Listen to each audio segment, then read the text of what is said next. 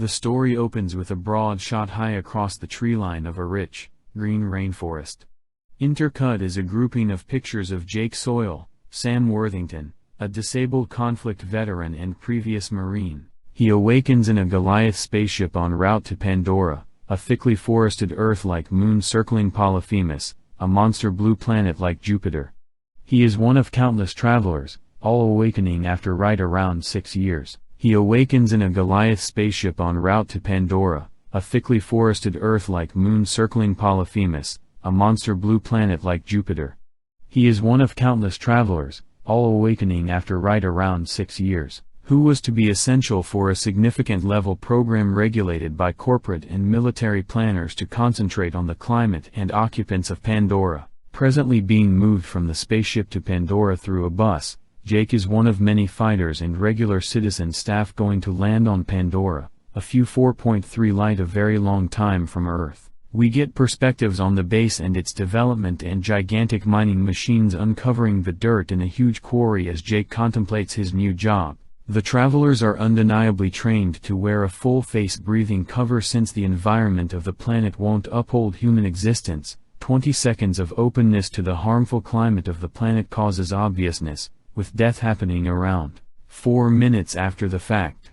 While different travelers land and make their most memorable strides onto the base, called the Damnation's entryway, which is encircled by an immense border wall, Jake follows them in his wheelchair, procuring the moniker, Feasts on Wheels from a couple of haughty Marines. He recognizes through voiceover that he lost the utilization of his legs during one of his deployments on the planet, and keeping in mind that a spinal injury like his can be fixed, it takes cash, which is difficult to get in the current economy. Jake goes promptly to a tactical preparation where Colonel Miles Quaritch, Stephen Lang, is tending to the collected officers and a couple of regular people who have gone along. He reminds them they're not in Kansas anymore, and he educates them regarding Pandora's native populace, the Na'vi. Quaritch, donning a heavy of scars in favor of his head, says they are difficult to kill and essentially everything out there will attempt to kill you. What's more, while he must keep his kin alive, he says he won't prevail in this undertaking, not with every one of you. In the event that they wish to get by, he proceeds, they should follow Pandora rules. Jake to the sleeping shelter where he is at last urged to rest. Before he rests to rest, Jake reviews his brain line, a long limb that seems to be a mesh of hair. Toward the finish of his line is a group of stowed-away ringlets.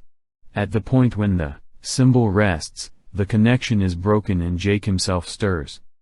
Jake later meets Trudy Chacon, Michelle Rodriguez, a resigned Marine pilot with whom he'll endure a little while becoming acclimated to his symbol and investigating Pandora.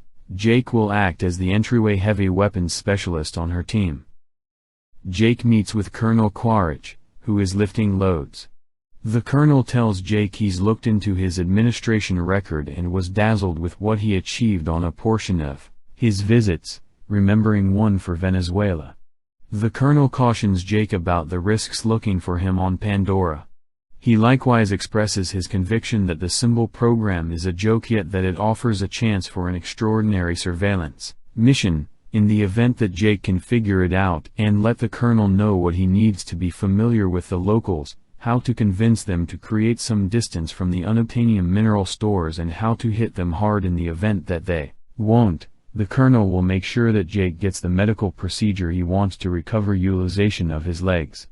The colonel moves into an AMP suit, a bipedal exoskeleton utilized for missions on Pandora, and moves off. The destruction has all the earmarks of being ceaseless, and, all of a sudden, Jake and class return to their human bodies and are promptly seized for scheme. Norm is moreover caught for endeavoring to hold officials back from crippling their image structures. The Na'vi collect at the Tree of Spirits. Trudy appears at the cell which holds Jake, Ease, and Norm. She deceives their guard by saying she accepts nothing aught to do with them, just to take out the watchman a second after the fact. As they prepare to get away from the base, Ease is shot and harmed by the colonel. The gathering flies Trudy's boat to the distant lab in the floating mountains and they take a case to another spot in the forest. Jake returns to his image, body. Back at Damnation's entryway, the majority of the excess people are being walked into a bus to be sent back to Earth. In any case, a limited handful Earth individuals, like Norm and Dr. Patel, are welcome to remain on Pandora. Jake closes down in his last video log, where we discover that he has decided to move